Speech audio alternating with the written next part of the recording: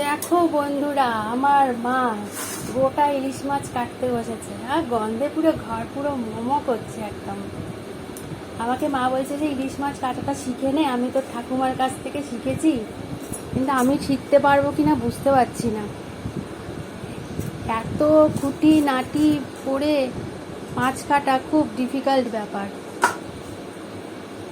মা, তুমি তোমার শাশুড়ির কাছ থেকে শিখেছো তো?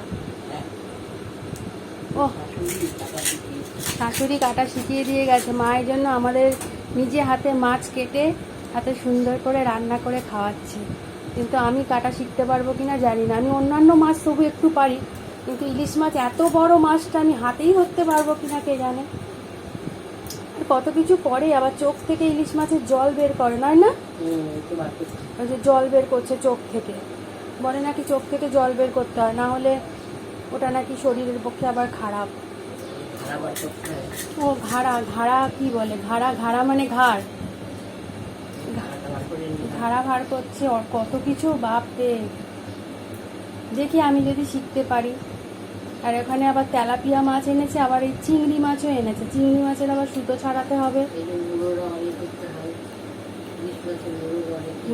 অনেক কিছু নিয়ম আছে ইলিশ মাছ ছাড়ানোর। বাবা সত্যি, দেখি আমি চেষ্টা করব কাটাটা শেখার।